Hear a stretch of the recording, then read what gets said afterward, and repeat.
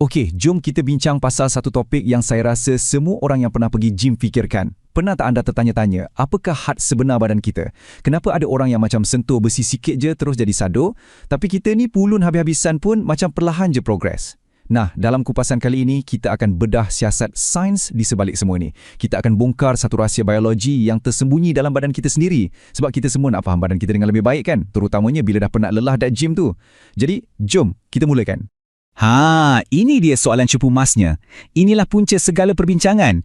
Mesti anda pernah nampak sendiri kan? Katalah ada dua orang kawan, Ali dan Abu. Dua-dua start gym hari yang sama, ikut program yang sama, angkat berat yang sama, makan pun lebih kurang je. Tapi lepas 6 bulan, Ali dah nampak macam hero komik. Badan dah naik. Abu pula masih berusaha keras untuk nampak perubahan walau sikit. Kenapa jadi macam tu? Adakah sebab Ali usaha lebih keras atau Abu ni kurang disiplin?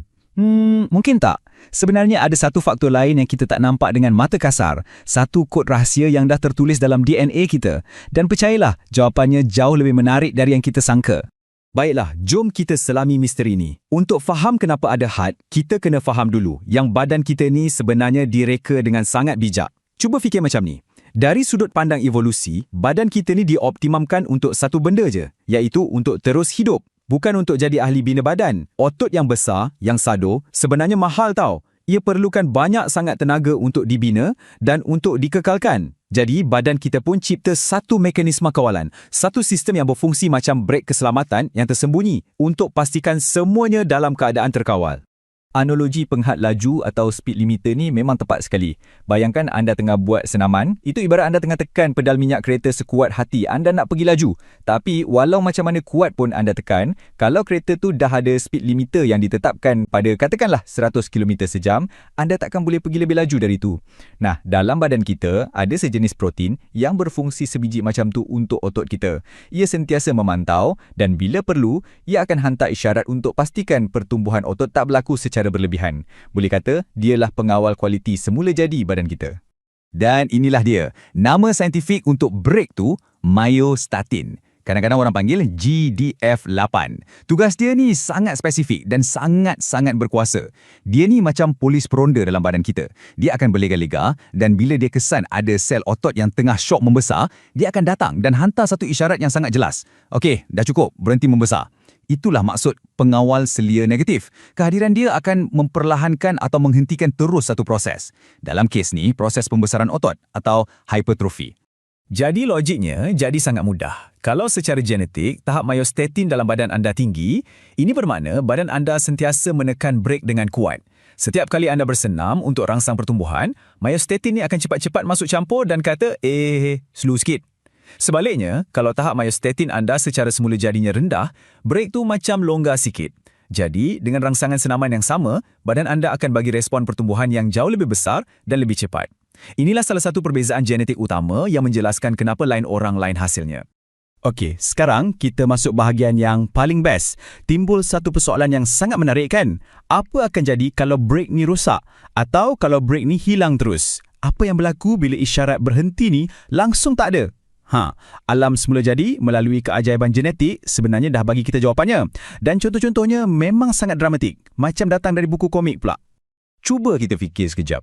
Kalau myostatin ni adalah isyarat untuk berhenti dan gen yang hasilkan isyarat ni rosak atau tak wujud, secara teori sepatutnya tak ada apa-apa yang boleh halang otot daripada terus membesar dan membesar kan? Macam tak ada lampu merah di simpang jalan. Adakah ini betul-betul boleh berlaku dalam dunia nyata? Jawapannya, ya. Dan hasilnya memang luar biasa, hampir tak dapat dipercayai. Mari kita tengok contoh paling terkenal, lembu baka Belgian Blue. Kalau anda tak pernah tengok, lepas ni cuba Google. Serius, lembu ni sado gila. Setiap otot pada badan dia nampak jelas, berketul-ketul. Ini bukan sebab lembu ni masuk program latihan khas atau diet tinggi protein ya. Langsung tak. Mereka dilahirkan macam tu. Mereka ada satu mutasi genetik semula jadi yang buat gen myostatin mereka tak berfungsi. Dan hasilnya, jisim otot mereka boleh jadi 2 hingga 3 kali ganda lebih besar berbanding lembu biasa. Inilah bukti hidup yang paling jelas tentang betapa berkuasanya myostatin ni. Dan fenomena ni bukan jadi pada haiwan je. Mungkin ada yang fikir, alah itu kan lembu. Sebenarnya ia berlaku pada manusia juga, walaupun sangat-sangat jarang. Ada beberapa kes yang telah direkodkan tentang kanak-kanak yang dilahirkan dengan mutasi gen myostatin yang sama. Sejak umur beberapa bulan je, mereka dah tunjukkan otot yang luar biasa dan kekuatan yang jauh melebihi budak-budak lain. Ini mengesahkan yang myostatin ni memang suis utama yang kawal pertumbuhan otot, tak kiralah pada haiwan atau manusia. Setakat ni, cerita dia nampak mudah kan? Kurang main statin sama dengan lebih banyak otot. Wah, macam impian setiap orang yang pergi gym. Tapi, tunggu dulu. Di sinilah ceritanya jadi lebih kompleks dan lebih menarik. Sebab biologi ni, ia sentiasa tentang keseimbangan. Ada satu perbezaan yang sangat penting yang kita kena faham. Perbezaan antara saiz otot dan kekuatan sebenar otot tu. Ini mungkin akan mengejutkan anda. Saiz tak semestinya sama dengan kekuatan. Kajian-kajian menunjukkan bila myostatin ini dihalang, jisim otot memang akan naik mendadak. Tapi, kekuatan setiap unit otot tu, atau kita panggil kualiti otot, mungkin akan berkurangan. Dalam bahasa mudah, otot tu memang jadi lagi besar, tapi ia tak semestinya lebih efisien atau lebih padu berbanding saiznya. Macam ada enjin besar, tapi tak power sangat. Jadi, nampak tak? Badan kita ni sebenarnya jauh lebih bijak daripada yang kita sangka. Sistem badan kita tak dioptimumkan semata-mata untuk saiz otot maksimum. Tak, ia dioptimumkan untuk fungsi keseluruhan. Myostatin wujud untuk pastikan otot tak jadi terlalu besar sampai membebankan sendi atau perlukan terlalu banyak tenaga atau sampai mengorbankan kelajuan dan daya tahan kita. Ia adalah satu sistem pengimbang yang sangat canggih. Ini soalan logik yang seterusnya kan? Mesti ada yang tengah fikir, okey, kalau kita dah tahu suis dia apa, kenapa saintis tak cipta je ubat untuk offkan suis tu? Bolehlah kita cipta pil atau suntikan untuk jadi sadu dengan mudah. Para saintis memang tengah kaji benda ni dengan sangat mendalam. Tapi, matlamat mereka sangat berbeza daripada apa yang anda mungkin fikirkan. Matlamat utama penyelidikan myostatin ni bukanlah untuk mencipta generasi ahli bina badan yang baru. Tak, ia adalah untuk tujuan perubatan yang jauh lebih mulia. Ia bertujuan untuk membantu mereka yang menghidap penyakit yang melemahkan otot macam distrofi otot atau untuk melawan sarkopenia iaitu kehilangan jisim otot secara semula jadi bila kita makin tua. Bagi pesakit-pesakit ni, dapat tambah sikit jisim otot boleh membawa perbezaan antara boleh berjalan dengan terbaring di katil. Jadi tujuannya sangat penting. Dan ini adalah amaran yang sangat-sangat penting. Sebab potensial myostatin ni bunyi macam magic. Internet sekarang ni penuh dengan produk-produk tiruan yang kononnya penghalang myostatin atau myostatin blocker. Tolonglah berhati-hati. Sumber yang boleh dipercaya dah jelaskan, pada masa ini tak ada lagi ubat penghalang myostatin yang selamat dan diluluskan untuk kegunaan manusia bagi tujuan bina badan. Jadi, apa-apa yang dijual online tu hampir pasti produk palsu.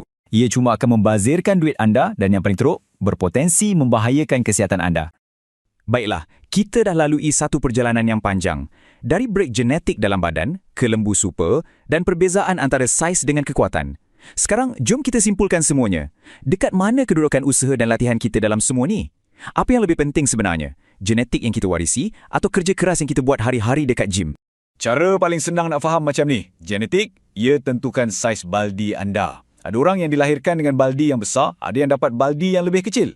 Anda tak boleh tukar saiz baldi yang dah diberi. Tapi, latihan anda, pemakanan anda, rehat anda, semua tu adalah air yang anda gunakan untuk isi baldi tu.